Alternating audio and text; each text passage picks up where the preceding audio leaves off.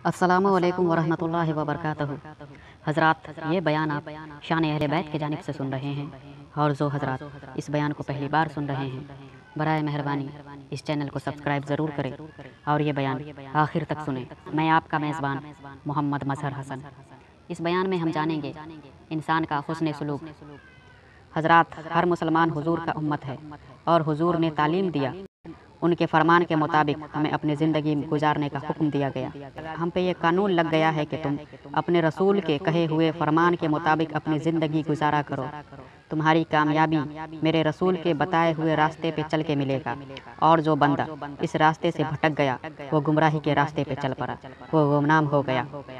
जो इस रास्ते से अलग हुआ वो खौफनाक अजाब की तरफ बढ़ गया, उसे खबर तक ना हुआ और उसने अपनी आखिरत को बर्बाद कर लिया, उसने अपने अमाल को तबाह कर लिया, वो दुनिया में गुमनाम होकर रह गया। अल्लाह के रसूल इस दुनिया से पर्दा फरमाने से पहले इस दीन को मुकम्मल करके गए हैं, कोई कमी नहीं छोड़ी, ताकि उम्मत को किसी चीज़ पे इख्तिलाफ ना हो। हक वालों का हक अदा कर दिया है आका ने। मालिक दो जहां जनाब मोहम्मदुर रसूलुल्लाह सल्लल्लाहु ताला अलैहि वसल्लम ने माँ और बेटे का जो हक है उसका ऐलान कर दिया, कानून बना दिया। बाप बेटे के दरमियान जो हक होता है उसका कानून बना दिया। भाई भाई के बीच जो हुकूक होता है उसका कानून बना दिया। एक पड़ोसी का दूसरे पड़ोसी के साथ कैसा हुस्न सलूक होना चाहिए उसका कानून बना दिया। एक इंसान का दूसरे इंसान के ऊपर जो हुकूक होता है उसका कानून बना दिया। काले गोरे का फ़र्क मिटा दिया, अमीर गरीब का फ़र्क मिटा दिया, और ये सब कानून बनाने के बाद इन सारे हुकूक को इबादत के साथ जोड़ दिया। इन कानून को ईमान का हिस्सा बना दिया और क़यामत तक के लिए ऐलान कर दिया, जो शख्स इन हुकूक को पूरा ना करेगा कल क़यामत के दिन उस शख्स का फ़क्र होगा। अल्लाह इन सब के ताल्लुक से सवाल पूछेगा। और जब हुजूर ने कानून बना दिया उसे मानना हमारे ऊपर वाजिब है, क्योंकि नबी का एक एक कौल तो हुक्म इलाही होता है। जो बात आका ने कह दिया वो क़यामत तक के लिए अल्लाह का कानून बन जाता है। उसमें फ़र्क नहीं किया जा सकता, उसे मिटाया नहीं जा सकता, उसे तोड़ा नहीं जा सकता। जो बंदा इन सब के खिलाफ गया वो अल्लाह और अल्लाह के रसूल के खिलाफ गया। उसने साफ साफ अल्लाह और अल्लाह के रसूल के फरमान को ठुकराया, उनके हदीस का इनकार किया। जब यह कानून मदीना मनव्वरा में लगाया गया तो मुसलमानों ने इस कानून को तस्लीम किया और अपने अपने गुनाह पर तौबा किया और इस कानून के मुताबिक अपनी ज़िंदगी बिताने लगे थे। और जो मुसलमान एक दूसरे का हक मार बैठा था उसे लौटा दिया, उसे उसका हक लौटा दिया, अपने गुनाह से तौबा कर लिया।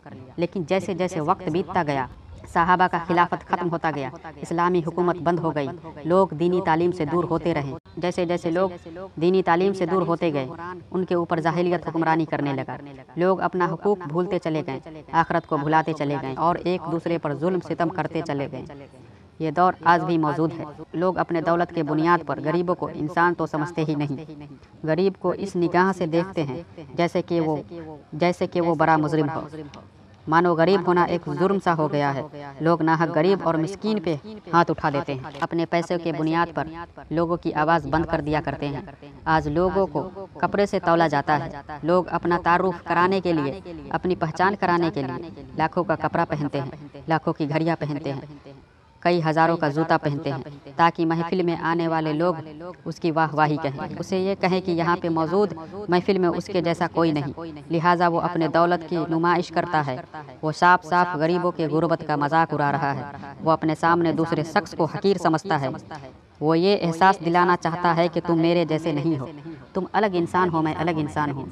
लोगों का ये हाल है कि वो अपने साथ अपने बराबरी के लोगों के सिवा किसी से बात नहीं करता। अगर उसके पास कोई आता है तो वो उससे मुंह मोड़ लेता है, अपना रास्ता बदल लेता है, क्योंकि अगर वो ऐसा ना करेगा तो उसकी इज्जत पे दाग लग जाएगा।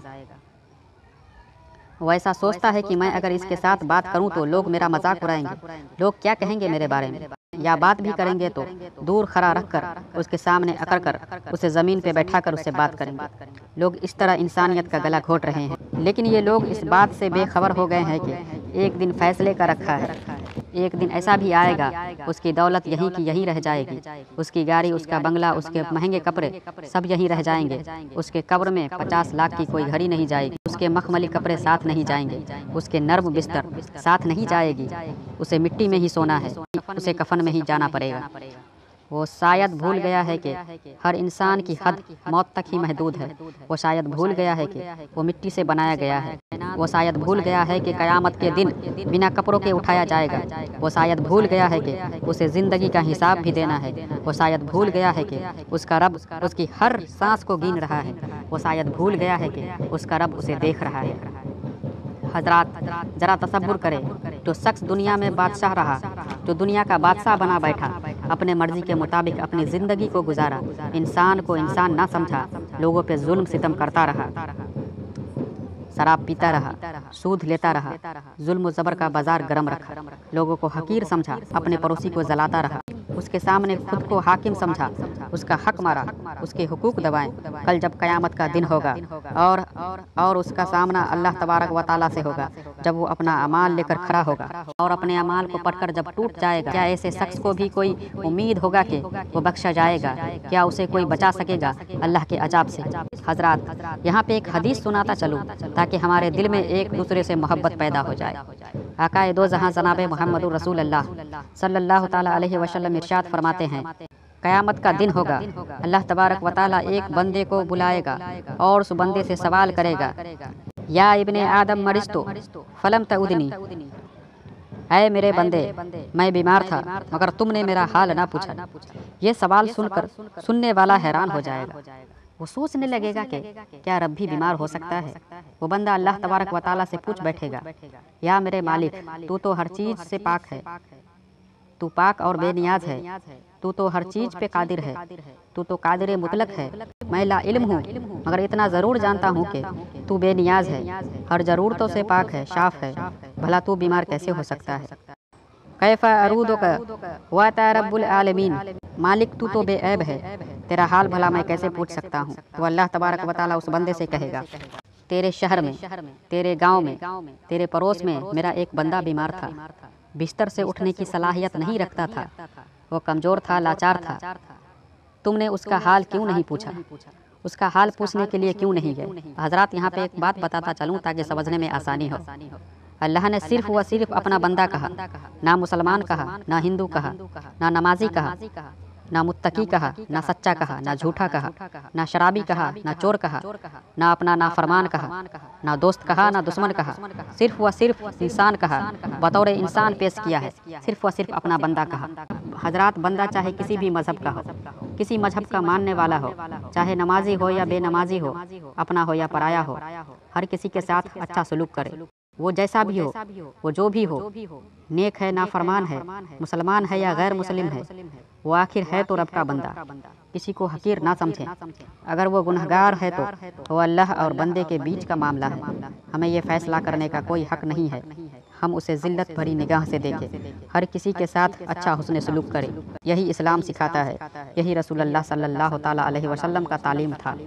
ہے خاک سے دنیا میں بنیاد آدم کی، جو بھی لوگ ہے دنیا میں ہے اولاد آدم کی، سب رب تعالیٰ کا بندہ ہے، سب کا خالق اور مالک صرف و صرف اللہ ہے۔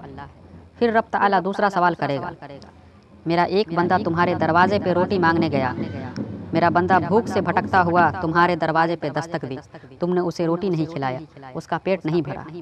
حضرات، وہ آنے والا بندہ کوئی بھی ہو سکتا ہے، کسی بھی مذہب کا ماننے والا ہو سکتا ہے۔ رب تعالیٰ کہے گا، اگر تم اس دن میرے بندے کو روٹی کھلا دیتے تو اس کا اجر تم مجھ سے پا لیتے۔ پھر رب کہے گا، میرا ایک بندہ پیاسا تھا، تم نے اسے پانی نہیں پلایا، اگر تم اسے پانی پلائے ہوتے تو ایسا ہوتا جیسے تم نے مجھے پانی پلایا۔ حضرات، یہ زندگی مختصر سی ہے، نہ جانے کب ہمارے سانسوں کا سلسلہ تھم جائے، کب موت آ کر دستک دے دے، ہمیں نہیں معلوم، تو بہتر ہے کیوں نہ ہم یہ زندگی محبت کے ساتھ بتائیں۔ اللہ تبارک و تعالیٰ محبت کرنے والوں کو پسند کرتا ہے۔ کبھی کسی کا مدد کر کے دیکھیں، کبھی کسی کے دکھ میں شریک ہو کر دیکھیں، کبھی کسی کا آنسو پوچھ کر دیکھیں، کبھی کسی پہ احسانات کر کے دیکھیں، کبھی کسی بھوکے کا پیٹ بھر کے دیکھیں، کبھی کسی پیاسے کو پانی پلا کر دیکھیں۔ کسی کا مدد کرنے کے بعد جب اس بندے کے چہرے پہ مسکراہٹ آتی ہے، اسے دیکھ کر جو سکون ملتا ہے، اس کے چہرے کو دیکھ کر جو خوشی ملتا ہے، جو اطمینان ملتا ہے، وہ خوشی انسان کو دولت خرچ کرنے سے بھی نہیں ملتا۔ اس رات جو نیند آتی ہے، وہ نیند نرم بستر پر بھی نہیں آتا۔ جب کوئی بندہ اپنے مددگار کے لیے دعا کرتا ہے تو اللہ تبارک و تعالیٰ ان دعاؤں کو رد نہیں کرتا، کیونکہ وہ بندہ خوش ہو کر دعا کرتا ہے، وہ دل سے دعا کرتا ہے۔ اللہ رب العزت مظلوموں کے دعاؤں کو کبھی رد نہیں کرتا۔ حضرات، دنیا میں دو ایسی صدائیں ہیں، دنیا میں دو ایسی دعائیں ہیں جن لوگوں کی دعا اللہ تبارک و تعالیٰ کبھی رد نہیں کرتا۔ ایک ماں باپ کی دعا اولاد کے حق میں، اور دوسرا مظلوم کی دعا یا مظلوم کی بد دعا۔ کبھی بھی کسی کے دل کی آہ نہ لے، کبھی بھی کسی کا دل نہ دکھائیں۔ جب ایک مظلوم ذلیل ہو کر اللہ کی بارگاہ میں فریاد کرتا ہے، اے میرے مالک، میں کمزور ہوں، لاچار ہوں، بے بس ہوں، میں ان سے بات کرنے کی صلاحیت نہیں رکھتا، ان کے باتوں کا جواب دینے کی صلاحیت نہیں رکھتا، اس کے مقابلہ کرنے کی صلاحیت نہیں رکھتا، مالک میں تجھے حاضر اور ناظر مان کر تیری بارگاہ میں عرض کر رہا ہوں، میرے پروردگار تو میری فریاد کو سن لے، میری جذباتوں کی قدر کر۔ اے میرے پروردگار، اگر تیری بارگاہ سے بھی مجھے انصاف نہ ملا تو بتا میں کہاں جاؤں، بتا میرے پروردگار تیرے سوا اور دوسرا کس کا در ہے جس کی در کو میں کھٹکھٹاؤں، جس کی بارگاہ میں اپنی فریاد کو سناؤں۔ اللہ تبارک و تعالیٰ ان مظلوموں کی دعاؤں کو کبھی رد نہیں کرتا۔ اللہ تبارک و تعالیٰ ان مظلوموں کے نہ تو دعاؤں کو رد کرتا ہے، نہ ہی ان کے بد دعاؤں کو رد کرتا ہے۔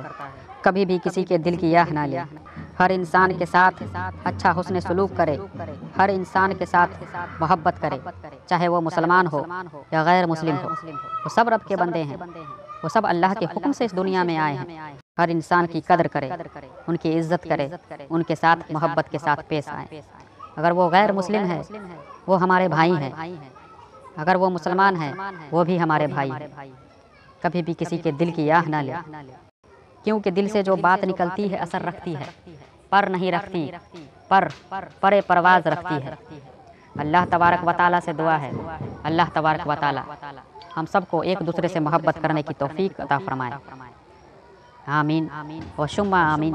السلام علیکم ورحمۃ اللہ وبرکاتہ۔ آج کے بیان میں بس اتنا ہی، ملتے ہیں ایک اگلے بیان کے ساتھ۔